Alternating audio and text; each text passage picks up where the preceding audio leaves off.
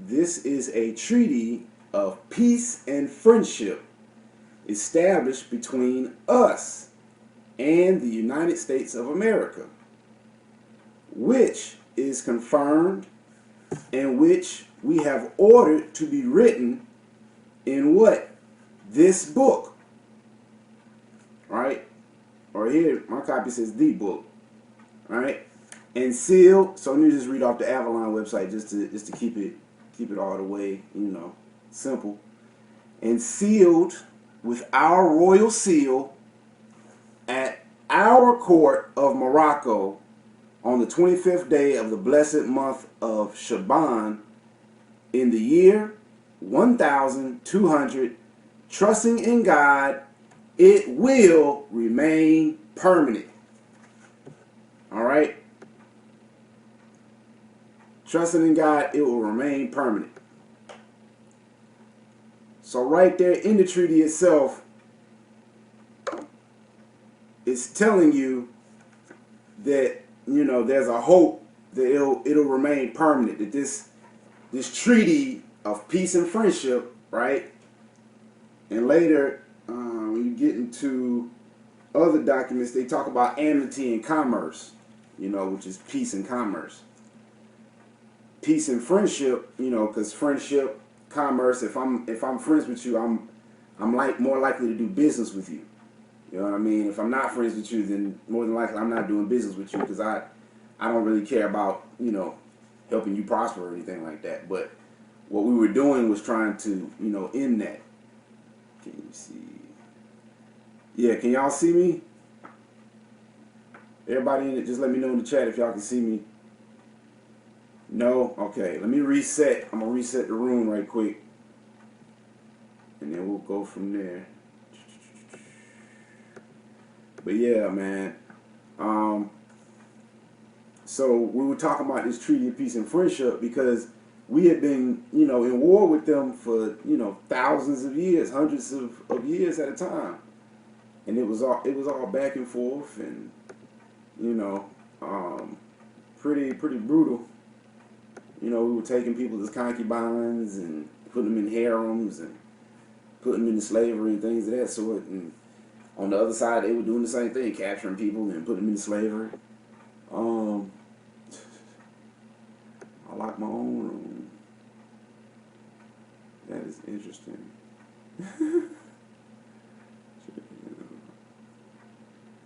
Man, that is pitiful. All right, so we're back. We're back. Can y'all see me now?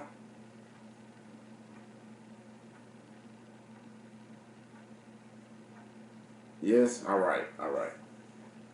So, like I was saying, we were talking about this treaty of peace and friendship. So, it says this treaty of peace and friendship established between us and the United States of America, right?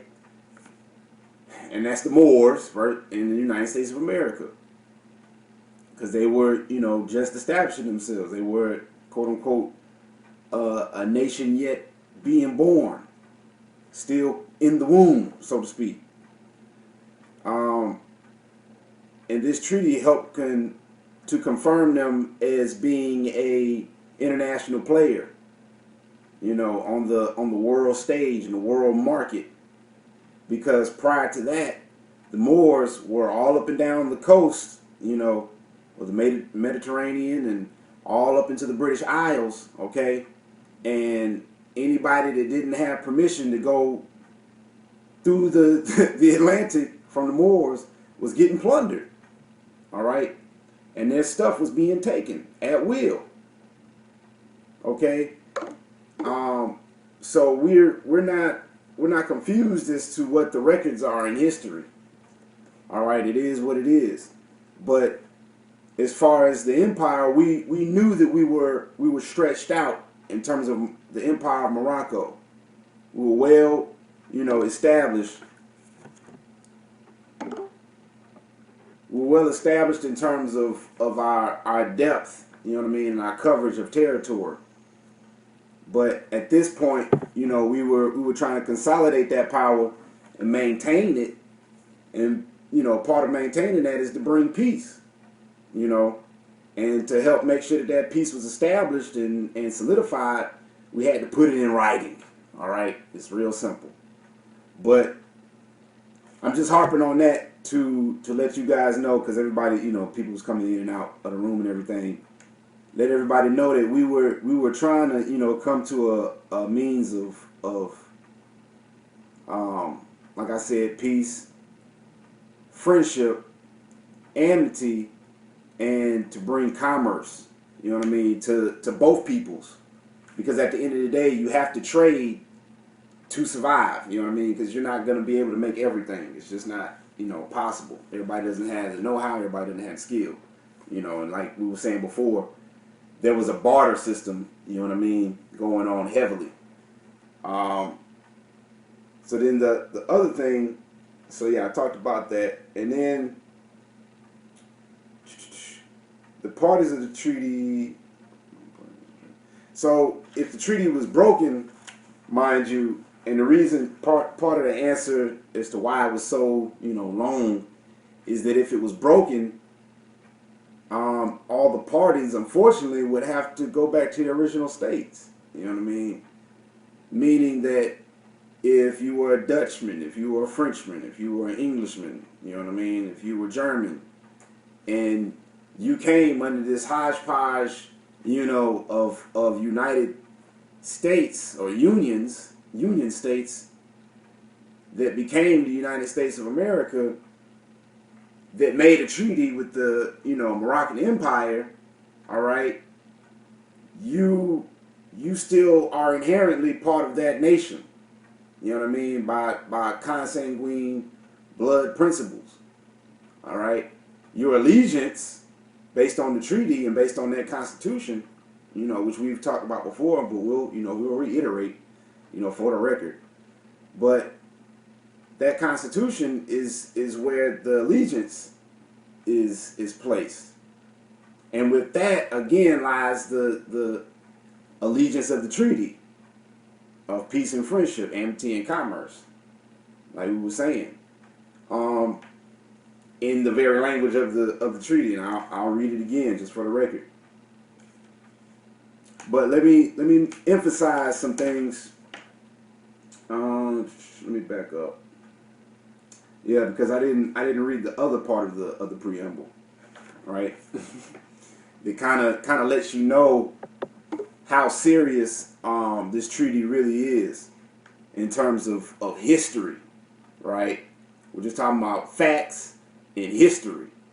You know what I mean? Never mind the law implications, but just, keep in mind what names you might hear. All right? And tell me if you've ever heard them before in the chat. And I'm about to read the questions. Thank you. I see that. Treaty of Peace and Friendship. And in my book is page 55, 1786 to 1787 preamble. To all persons to whom these presents shall come or be made known, whereas the United States of America in Congress assembled by their commission, bearing the date the 12th day of May 1784, thought proper to constitute John Adams, Benjamin Franklin, and Thomas Jefferson, right, their ministers plenipotentiary, giving to them, or majority of them, full powers to confer, to treat, and negotiate with the ambassador, minister, or commissioner of who? His Majesty, the Emperor of Morocco, concerning a treaty of amity and commerce, right there,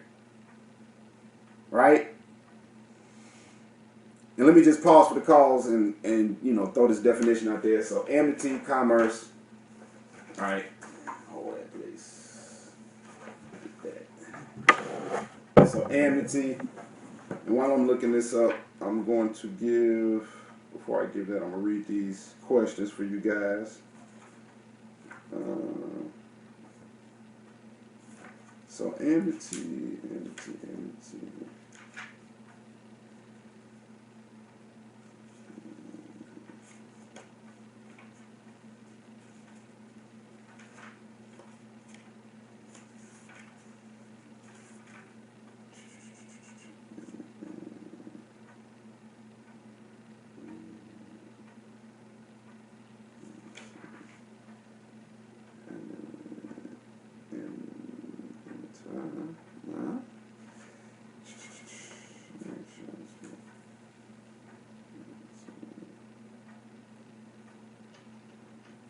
So yeah. And let's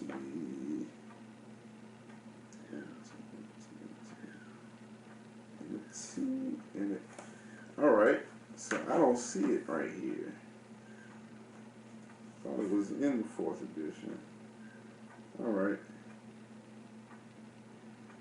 But we do see. So the word amity, right, is A-M-I-T-Y. Okay? And this is why it's so important to be able to understand etymology, because I know what I'm looking for, because I've seen the word before in other dictionaries, but I was looking for it in the Black's Law Dictionary. And of course, in the Black's Law 4th, at least my particular version of it, you know what I mean, I don't see A-M-I-T-Y. A-M-I-T-Y. Yep, I don't see it. But I do see A-M-I colon A-M-Y, right? Which says, and I'm reading this straight out of Black's Law 4th edition, you know what I mean? A friend, semicolon, it says, as alien ami, an alien belonging to a nation at peace with us, right? Then it says, and I think this is Latin, excuse me if I'm mucking it up, Proshin ami, a next friend suing or defending for an infant, married woman, etc., right? Then you've got amicable, right below it. Then it says friendly, mutually forbearing, agreed or assented to by parties having conflicting interests or a dispute, as opposed to hostile or adversary. Yeah, hostile, as opposed to hostile or adversary, right? Then amicable action, right? An action brought and carried on by the mutual consent and arrangement of the parties to obtain judgment of court on a doubtful question of law, the facts being usually settled by agreement. And that's very important. An amicable action. So when you say in the preamble of a treaty that the treaty based on what the Congress did. Now we're talking about what the Europeans did on their side. We're just talking about how they defined it, right? They said in the preamble that John Adams, Benjamin Franklin, Thomas Jefferson were the ministers plenipotentiary, right? And they gave them, or a majority of them, the full powers to confer, treat, and negotiate with an ambassador, minister, or commissioner of His Majesty the Emperor Morocco, blah blah blah, for a treaty concerning amity and commerce. And we just talking about what amity is. And we just read ami, or AMI, AMY, amicable action, right? So then when we get to amicable action, just to follow it down, if you're just joining us, right? Amicable action, realize amicable means friendly, and ami means friend. But keep in mind, ami also means alien. So an alien belonging to a nation at peace with us, right? So an action dealing with an alien that's at peace with you would be an amicable action. And that definition, for the record, yet again, is an action brought and carried on by the mutual consent and arrangement of the parties to obtain what? Judgment of court on a doubtful question of law. The facts being usually settled by agreement. I want that to be very clear for the record. Islam, so you don't see it in Black's Law either. All right. But do you see AMI or AMI or AMY in the 3rd edition? And I can look it up later if we need to. But just so we get into it for the homework, for all y'all that did the homework. I don't think my camera's working. Do I need to reset the room? Can y'all see me? Ustream, y'all in YouTube, y'all still good. All right, so y'all can see me. All right. Cool. So, where's number one? Number one. Where's the question? Where's the question? Oh, here we go. Number one. What language is the original treaty in? All right. What language is the original treaty in? Okay. Number two. Who sealed the treaty, and what type of seal was used? I kind of already gave that one away, but you know, that's number two. Who sealed the treaty, and what type of seal was used? All right. Number three, how many ministers plenipotentiary were involved, and who are they? That one's kind of already, you know, given. But let's keep it going. What is plenipotentiary? All right. What's the definition mean? Right. And more as you already know where we starting from, where we going when we talk about, you know, definitions. Typically, you know what I mean. And that's just based on protocol. 6. What is a consul? All right. What's a consul? And number 7. Who declares wills valid or invalid? All right. So those are the questions. Some people are answering. Let me see what answers we got so far. So number 1, we got Arabic language. All right. And that would be correct. All right. Number 2, Sister Sharon said the Emperor of Morocco, who also sealed the treaty with the royal seal. That's what kind of seal it was. It was a royal seal. So, you know, when more say, you know, when they talk about subjects of the Emperor of Morocco and the emperor is a royal title of nobility. All right. And we jump to the ends right quick, just so we can get this on the record, because a lot of people get it confused, you know, as to what we're talking about when we talk about reclaiming our birthright and what all that encompasses, because it's not, you know, just one or two things. It's you know, it's a hodgepodge. It's an effect.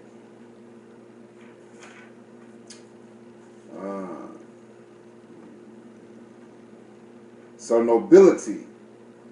This is coming out of Black's Law 4th edition yet again. Nobility in English law, a division of the people comprehending duke, marquises, earls, viscounts or viscounts, and barons. These, and this is getting into the etymology of it, these had anciently duties now, these people had duties annexed to their respective honors. They are created either by writ, i.e. by royal summons to attend the House of Peers, or by letters patent, i.e. by royal grant of any dignity and degree of peerage. And they enjoy many privileges, exclusive of their senatorial capacity. So that was exclusive of their senatorial capacity. So they had certain executive, you know, powers and certain legislative powers. All right, by today's terms. And that was just how system was ordered, because going back to even the ancient times, you had what were known as the mystics, or the seers, or the high priest, and they had their order amongst themselves, which dispensated, you know, the higher knowledge through religion or spirituality, right? And later that became the orders and systems of government, you know, and commerce and everything else that we see. So So we got answers in the chat. So answer for plenipotentiary was a plenipotentiary. So they said here, plenipotentiary is a person who has full power to represent a government as a prerogative, a right or privilege exclusive to a particular individual or class. So let's, just to make sure, because we don't believe anybody, but we're going to do our own research because we've got our own materials just to check, not to knock anybody, but I want to see more answers. But I just want to make sure we didn't miss nothing. You know what I mean? But I love it. I love it. It sounds like it's on point to me so far. Let me see.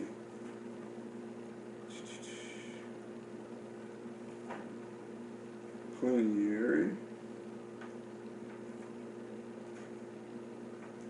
And make sure too, just out of protocol, that you cite. Make sure you cite where you're getting your information from when you can. Otherwise, we just taking it that's your experience. That's part of your experience, and we'll leave it at that.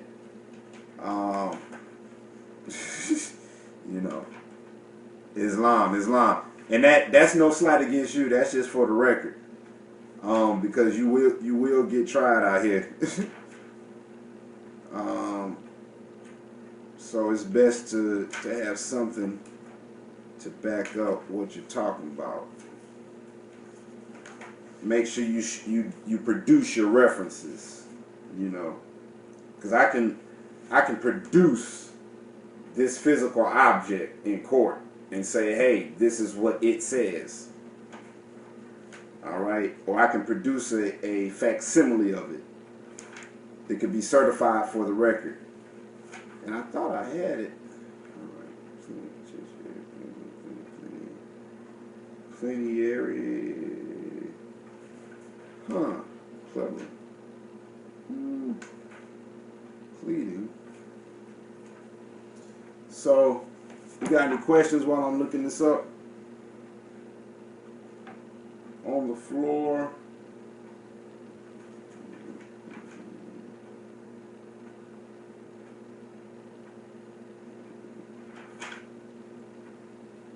Here we go.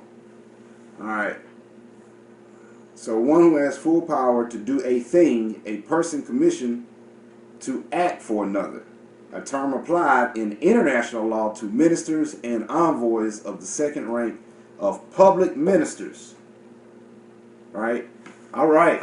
Yep, there we go. That's how you cite. There you go. That's how you cite. And let me just read that version from the 3rd edition for the record. One who has full power to do a thing, a person fully commissioned to a CT. Now you abbreviated there, you know what I mean, and I could assume whatever, with that CT, but right now I'm gonna assume the best and say court for another. A term applied in international law to ministers and envoys of the second rank of public ministers. Wheat History Law Natural 266, Black's Law 3rd edition. All right, Islam.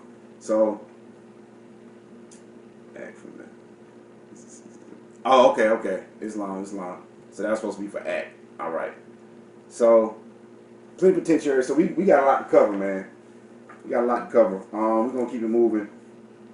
So that's plenipotentiary. But let me just make sure for y'all understand. So one who has full power to do a thing. Right? Whatever it is you're doing, you got full power to do it. It's plenipotentiary. A person fully commissioned to act for another. So who were they acting for? United States of America. A term applied in international law, right, on behalf of the United States of America to do what? Negotiate with the emperor. All right? So they got full powers, ministers, plenipotentiary, given to them, or majority of them, full powers to confer, treat, and negotiate with the ambassador, minister, commissioner, His Majesty the Emperor, Morocco, concerning a treaty of amity and commerce, right? We already know what commerce is. That's self-explanatory. If you don't, please go look it up. To make and receive propositions for such treaty and to conclude and sign the same, transmitting to the United States and Congress assembled for their final ratification, right? And by one other commission bearing date 11th day of March 1785, did further empower the said ministers plenipotentiary or majority of them by writing under the hands, so they wrote under the hands and seals to appoint such agent in the said business as they might think proper with authority under the directions and instruction of the said ministers to commence and prosecute the said negotiations and conferences. So this is all the preliminary stuff, the negotiations and conferences for the said treaty, provided that the said treaty should be signed by ministers. So this is just, laying down the law as to how everything was going to go, going forward. And whereas we the said John Adams and Thomas Jefferson. So there's a colon after this point where they say, and prosecute the said negotiations and conferences for the said treaty, provided that the said treaty should be signed by ministers, colon, right? So that colon, separates and is given a qualifier here. And whereas we, the said John Adams and Thomas Jefferson, two of the said ministers plenipotentiary. So who was the other minister plenipotentiary, right? The said, and then it even says right here in this version I'm reading here, the said Benjamin Franklin being absent. So we already know Ben Franklin was the third, right? And that's answer number. Let me scroll back up. Number 3, right? Which it was the answer was in the hint. Yep. Ben Franklin was supposed to be there, you know what I mean? But I'll let you other Moors do some research and find out why he wasn't there. Some say he was ill. He took ill. But you know how you call in, you call in sick to work. You know what I mean? Sometimes when you don't want to be there to see some stuff go down. You know what I mean? But it is what it is. He wasn't there. By writing, but we do have John Adams and Thomas Jefferson, right? By writing under the hand and seal of the said John Adams at where? London, October 5th, 1785, right? So that was when I believe John Adams did it, and it says, and of the said Thomas Jefferson at Paris. So they weren't even in the same country at the time, all right? They're in Europe. They didn't even come to Morocco, okay? They were in London and Paris. So October the 11th of the same year did appoint Thomas Barclay. So they handed the baton off like a track meet, all right, to Thomas Barclay and said, all right, we're gonna appoint you. Did appoint him what? What did they appoint him? An agent, right? All right, in the business, okay, peep that, aforesaid. Very key. Agent in the business aforesaid. Islam. And before we were talking about agency, principal, agent, master, slave relationship. All right. The master, or the we the people, the government being the principal, making agents. In this case, they qualified the agency in terms of plenipotentiary, and then they took that power and authority as plenipotentiary and dispensed it, or shared it. Just like I got these markers here, and I want to share a marker with somebody or a pen, right? I'm giving you the right to I'm giving you the RIGHT to write, with my pen to make RITs, all right, make writs on my behalf.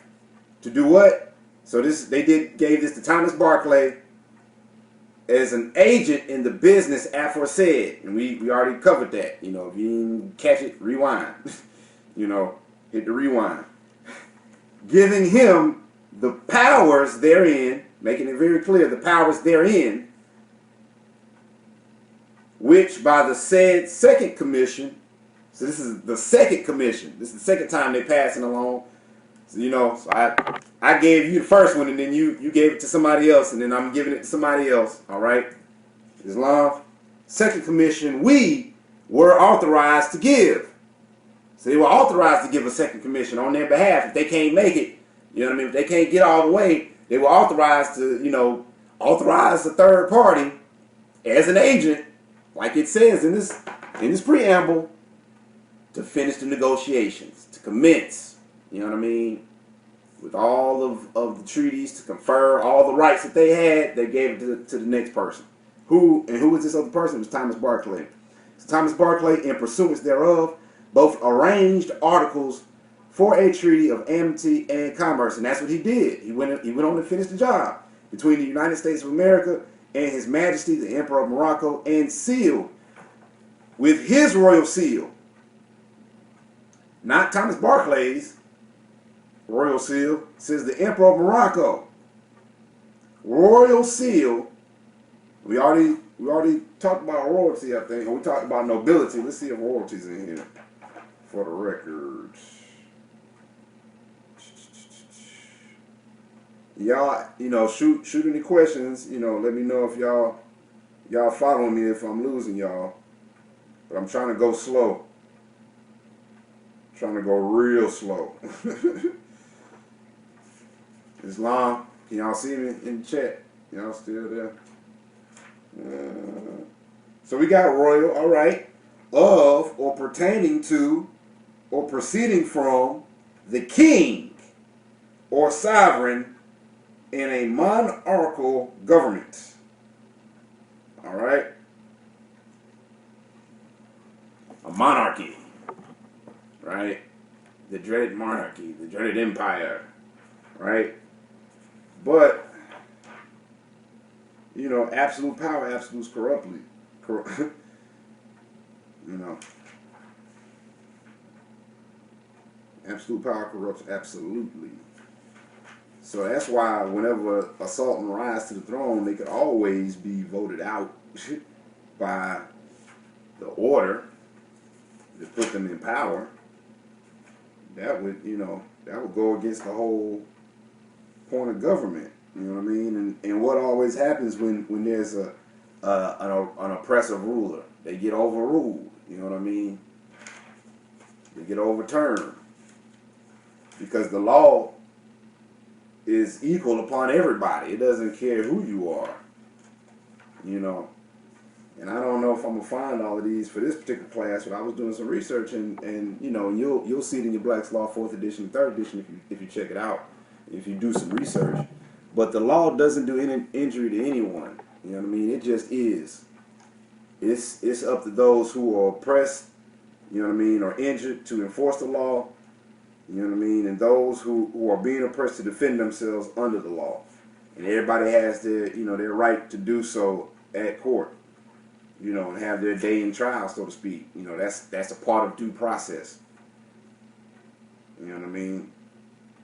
It's a part of your liberties. That's a part of your rights in an equal society.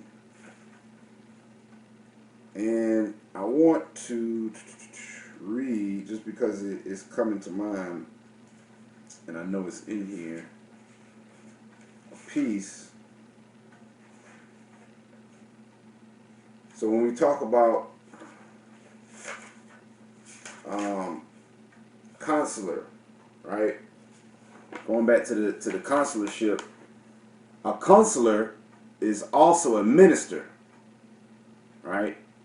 Let me back up. Treaties are most often, this is page 18 for me out of the treaty book. Treaties are most often initially signed by commissioners who are specifically and properly delegated with the potent powers needed from their sovereign majesty or executive president and their assigned regents or staff for negotiating in such matters. Thus, the title Minister Plenipotentiary. Ministers holding this position are authorized to represent their nation/states in the negotiations involving the articles, sections, modifications, and considerations embodied in the said treaty that is at issue. All right. Consular. A consular is also a minister. As for the consular, and about some details about his or her political position, authority is given to affirmatively see that such established law and quote unquote due process remedies, quote unquote, are observed and applied in matters of the nation's citizens.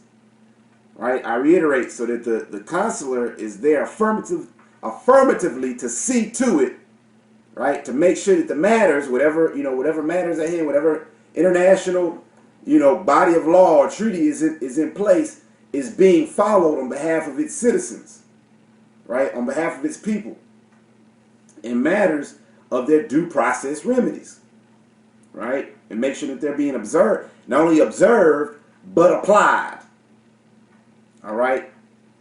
So the consular authority includes his or her responsibility of keeping abreast with and assuring the quote-unquote diversity rules and are observed and maintained, right? And that such case claims, transcripts, or other related documents are secured for the record, and that all reports are recorded and with the same made to their superior officers of the nation/state. These protocols help preserve the rights of the people and to preserve the honor and the integrity of the law. Right? I reiterate, let me read that again.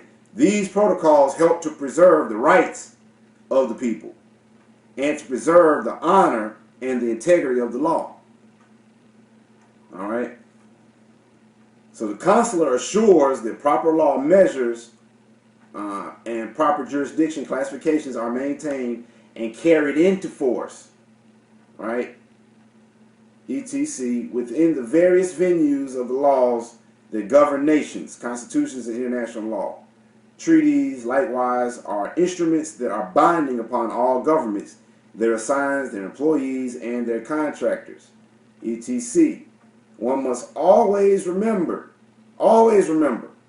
that a treaty is the established law of the land, just as the Constitution of the nation is. Thus, all treaties are binding law and are conjoined as one, being the established law of the land. All right? And I'm reading that because it sums up so easily, what I've, to answer why it's the longest unbroken treaty. This treaty was put into place to help establish the law of the land, because they were foreigners, this was our land, and we had to have an order set in place, otherwise there would be chaos. You know what I mean? And there was chaos prior to this. You know what I mean? If you do your research.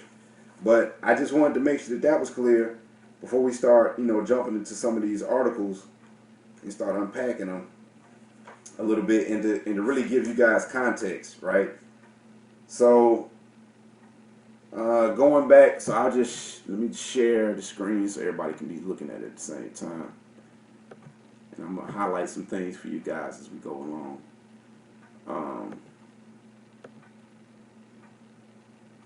So Article 1, and I'm gonna try to do a read through as dry as possible.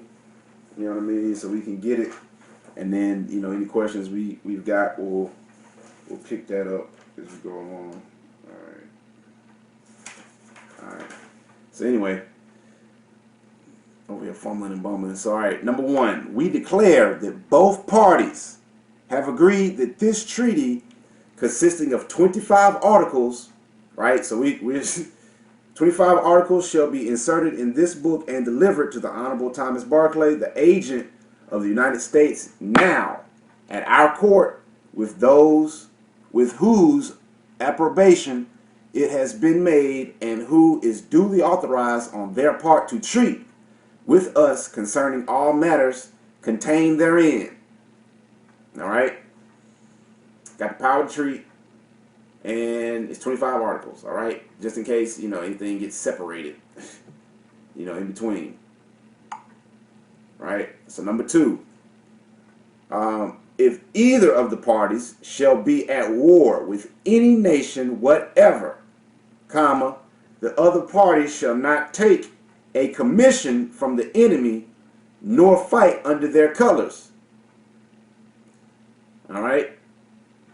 So nobody's taking the commission from the enemy and not fighting under their colors. All right?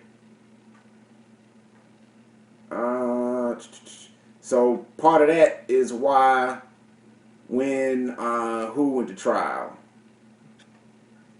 Several people went to trial, but when Moors talk about why they don't have to, let me just jump in. I'm gonna leave it on the screen.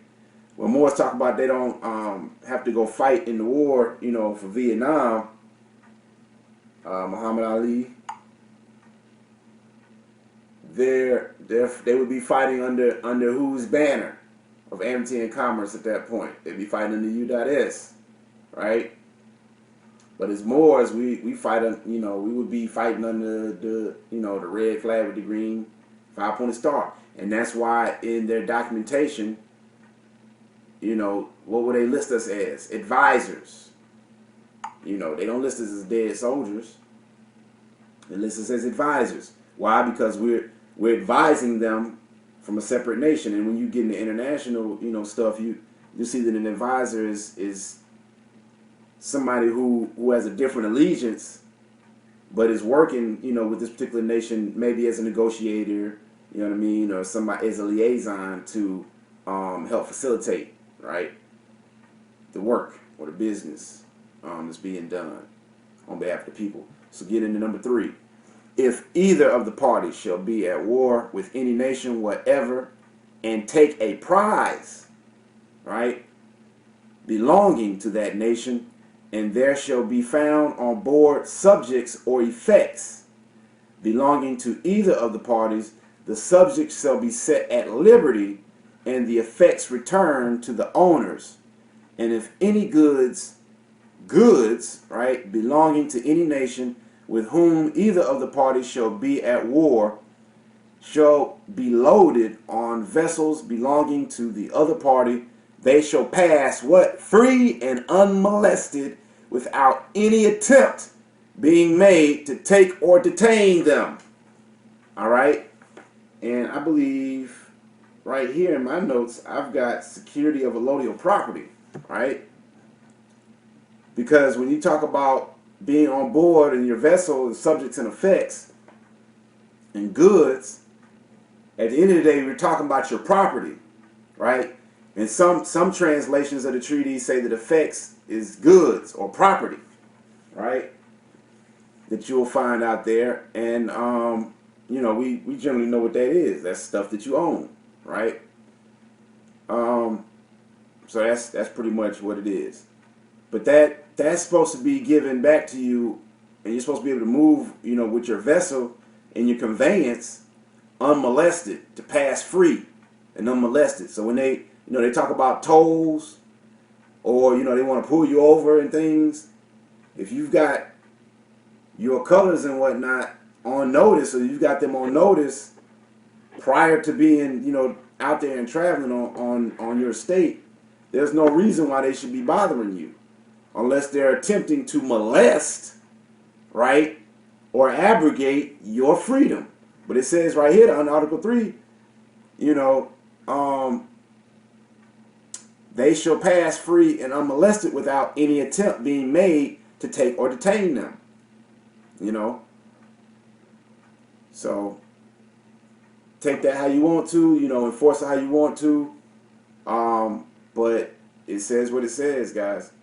If it says something else, if I'm reading it wrong, let me know. Number 4, a signal or pass shall be given to all vessels belonging to both parties. Now they keep saying vessels, right? Let me just bring it back so y'all can see me for a second, and I want to make sure. Oh, I got knocked out of the room.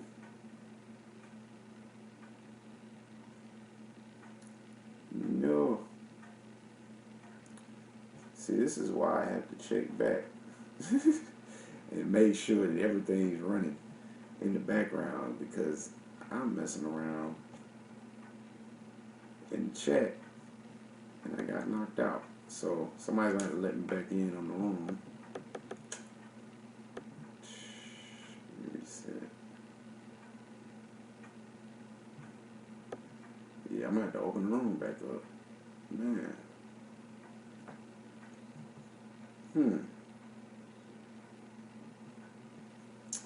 Yeah. So yeah, I'm gonna look up this word while we getting that straight, because they keep talking about vessels, and I know what it is, but I don't think y'all know what it is. At least I want to make sure that y'all do.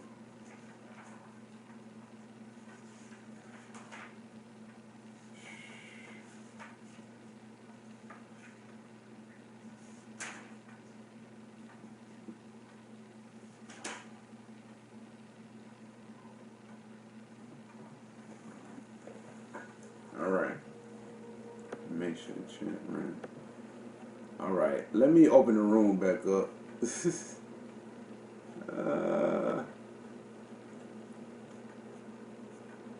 All right. I'm back. Y'all back? Y'all see me in the chat? Let me know. Let me know.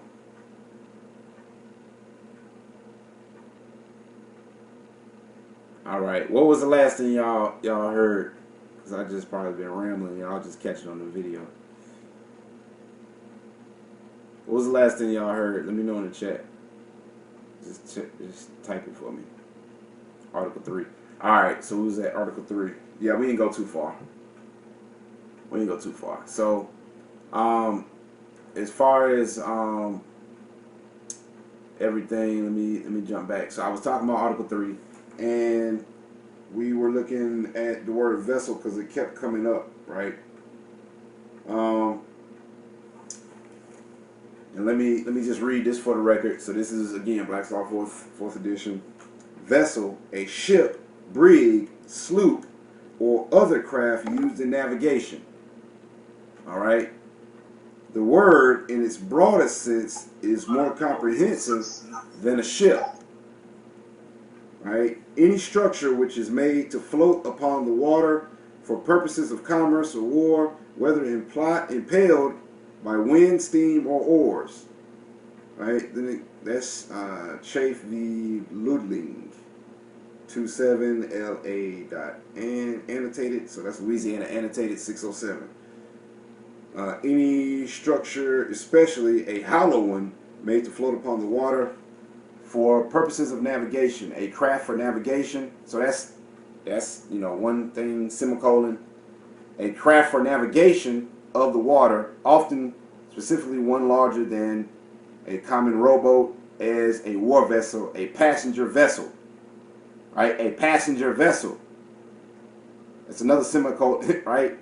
So it says one larger than common rowboat, semicolon, as, comma, a war vessel, semicolon, a passenger vessel, period.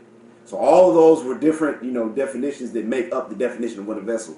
So any passenger vessel, right? And you can see City of Tampa v. Tampa Shipbuilding and Code, and Engineering Code, comma, 163 or 136, Florida 216, all right, comma, 186 South, so SO period 411 412, right? So you've got various things. So now foreign vessel, jumping down. A vessel owned by residents in or sailing under the flag of a foreign nation. So this is what I was getting to if you have your colors flying. Foreign vessel, quote unquote, under the Embargo Act of January 1808 means a vessel under the flag of a foreign power and not a vessel in which foreigners domiciled in the United States have an interest, right? And notice that domiciled in the United States. We're domiciled in Morocco. This is our Morocco, for the record. Northwest Amexem, Almagrida, Laksa. So yeah, I was just putting that on the record. That's the vessel. So because it kept coming up, right? Kept coming up, and in modern day terms, we know our vessel would be our automobiles or our conveyance, right? And there's other case law that proves that. But let's jump back into it. Going from Article 3. So we're going. So just for the record, Article 3: if either of the parties shall be at war with any nation whatever, and take a prize belonging to that nation, right? And there shall be found on board subjects, so people, subjects, or effects belonging to either of the parties, the subjects of the people shall be set at liberty, and the effects returned to the owners, period. And if any goods belonging to any nation, comma, with whom either of the parties, again, the UIS and the Moors, the Moroccan Empire, Sultan, shall be at war, should be loaded on vessels belonging to the other party, they shall pass free and unmolested, without any attempt being made to take or detain them. All right. So if they're pulling you over and they're violating you, you can go straight to Article 3, whether they know it or not, and put that in your writ. Throw in some other stuff, because I'm pretty sure they're gonna do some other violations. They're not just gonna stop there, But just keep that in mind. Put your thinking caps on. Islam. Number 4, Article 4: a signal or pass shall be given to all vessels belonging to both parties, by which they are to be known when they meet at sea. And if the commander of a ship of war of either party shall have other ships under his convoy, the declaration of the commander shall alone be sufficient to exempt any of them from examination. So, as Moors, we in propria persona sui juris, sui heritis, sui generis, Islam, we're in full life. We're not minorities. We're not children. We're handling our own affairs. So when we're navigating, we're the commander of our vessels. Based on the treaties language, from what I'm seeing, and the commander of that vessel or that ship of war,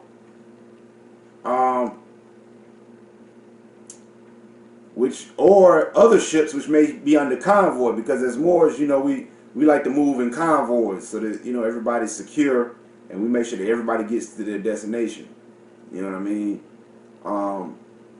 We don't leave any loose ends if we can help it at all. You know what I mean? But if you want to go left and take a detour, by all means, you have self-determination. Do what you want to do.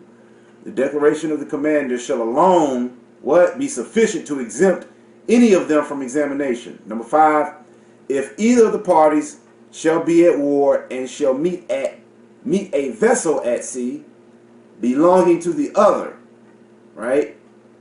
It is agreed that if an examination is to be made, it shall be done by sending a boat with 2 or 3 men only. And if any gun shall be bred and injury be done without reason, the offending party shall make good all damages, right? So that's, part of why, as Moors, when we do things, we go in numbers of 2, 3, um, sometimes 5, 6, 9, right? But we try to, do certain things in a certain order so that everybody's accounted for. And all like I said, all loose ends are covered. But, you know, typically you're gonna want to have somebody there, to help verify whatever happened. You know what I mean? Whatever was talked about was talked about. Whatever was agreed to was agreed to. Whatever wasn't agreed to wasn't agreed to. So that's part of why you would send an envoy. You know what I mean? And of course, if you was out on the water, you see a big ship over there. You know what I mean? You don't know who's who. You wouldn't send your whole ship and ride right up to them and just expose yourself, because then they can just pull the cannons out and that's it for your ship. But you send a little envoy, they see what's going on, check back, let you know, send a signal or whatever, let you know everything's okay. That's if you didn't recognize them. All right. This again, laying down the law. Trying to prevent the chaos, trying to create the order. Or reestablish it rather. So what is this? That was 5. Or that was number 4. Number 5, if either party shall, no, let me read it again. Number 5, if either of the parties shall be at war and shall meet a vessel at sea belonging to the other, it is agreed that if an examination is to be made, right? So if there has to be an examination, because whatever, it shall be made. It shall be done by sending a boat of 2 or 3 men only. So if they gonna search you, they can't send everybody. You know what I mean? And if any gun shall be bred and injury done without reason, the offending party shall make good all damages. Now, right there, you've got a clause that says that if there's a search that's forced upon a vessel or a boat, you know what I mean? First off, they're only supposed to send 2 or 3 men only. They can't swarm the vehicle, with 60 people. And if any gun is bred, if they brandishing any guns or whatever, and there's an injury, right? Because what do? They always roll up with their weapons on their side, cocked and loaded. The offending party, they're supposed to make good on all damages, right? But because most of the time, more is unconscious Moors were out of the treaty, we're not in peace with the treaty, they trump up some nonsense, and they're able to basically hold us in violation of this treaty and ignore this article entirely. You know what I mean? Because we allow ourselves to be classed as Negroes. It is what it is. I don't know what else to tell you right now. It's 2016. Number 6, if any more shall bring citizens of the United States or their effects to His Majesty, right, the citizens shall immediately be set at liberty and the effects restored. And in like manner, if any more, not a subject of these dominions, shall make prize of any of the citizens of America or their effects and bring them into any of the ports of His Majesty, they shall be immediately released, as they will then be considered as under His Majesty's protection. So the same love I'm giving you, you're supposed to give me. You know what I mean? Just like I let you go when I capture you in war, I'm supposed to, you're supposed to let me go. There's not supposed to be any POWs. You know what I mean? But that's what we turned into. For an extended period of time. But that too, had its time, and it too, passed. All right, I think we got to reset. It's passed though. You know what I mean? It came and went. All right.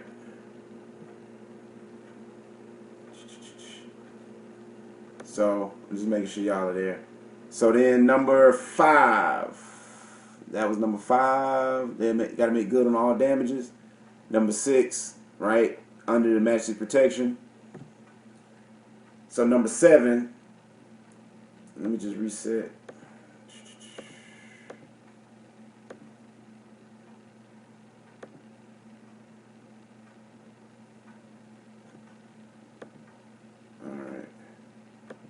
Y'all said y'all couldn't see me. Let me make sure. Well. Alright, can y'all see me now? Yeah. Can y'all see me now? No, y'all can't see me. Screen's black. Screen's black? What? Alright. Let me reset. Yeah, man. Shouts out to everybody on Ustream, YouTube, you know what I mean, all the blogs, and you know everywhere else in the universe where this shows up. Islam, peace and love to all of you guys. Like I said, so yeah, we got this going. Can y'all see me now? We good? We good? Let me know in the chat. Let me know. Let me know. All right. Somebody's typing. Huh. Nope. Lost him. Oh, it's 8:02. Goodness gracious. Yeah, man. Sounds on. Alright. So y'all can hear me. Video's on too. Alright, so y'all can see me. Alright, I'm gonna try to finish it up. I didn't realize we was killing so much time, man. Having fun. Alright. Can't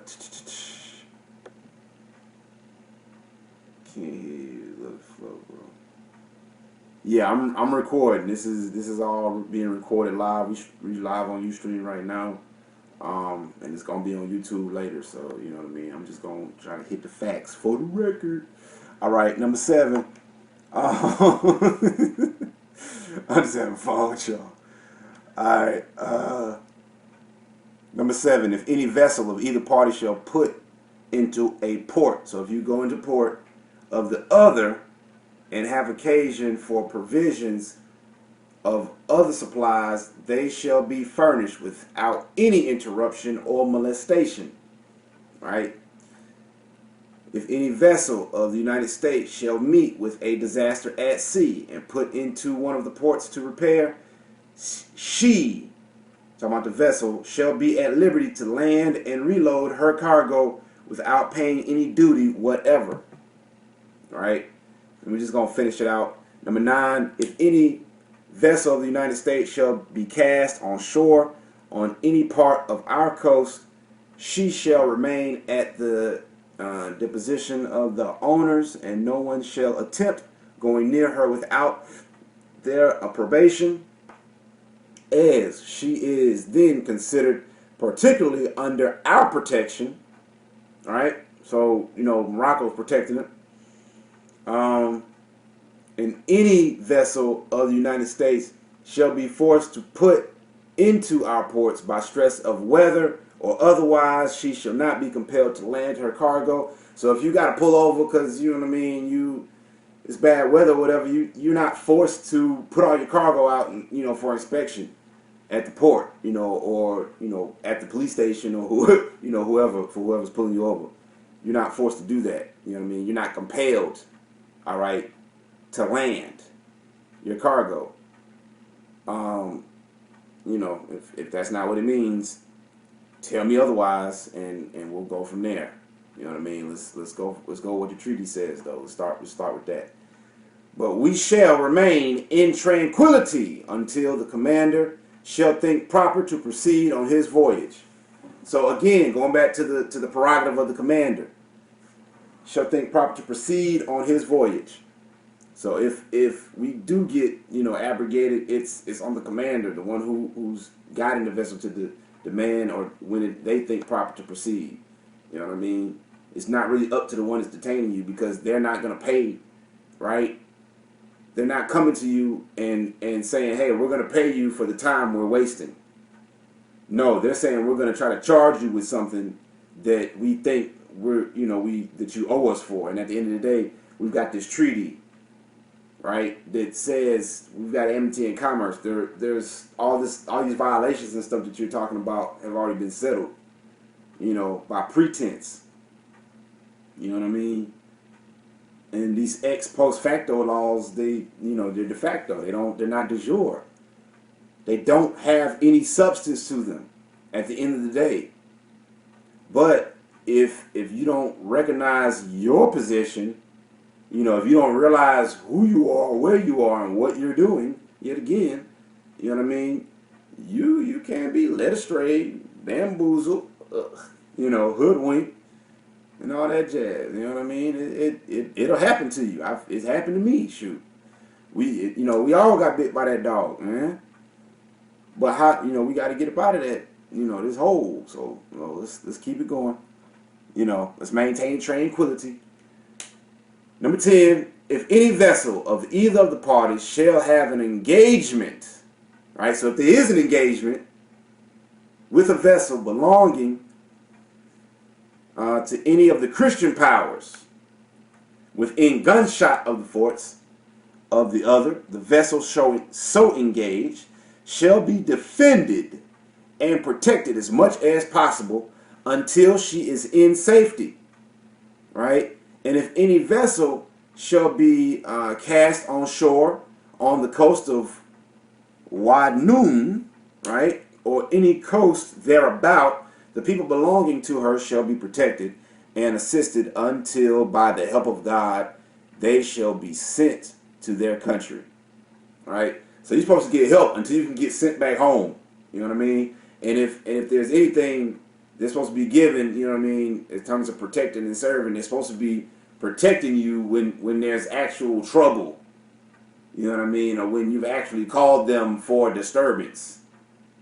You know what I mean? But even in then, they're supposed to guide you to safety, not kill you.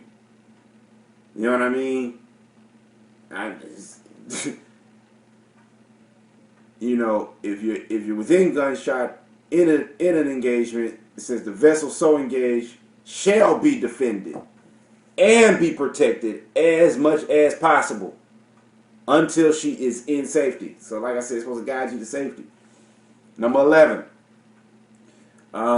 If we shall be at war with any Christian power, talking about the Moroccan Empire, with any Christian power, and any of our vessels sail from the ports of the United States, no vessel belonging to the enemy shall follow until 24 hours after departure of our vessels.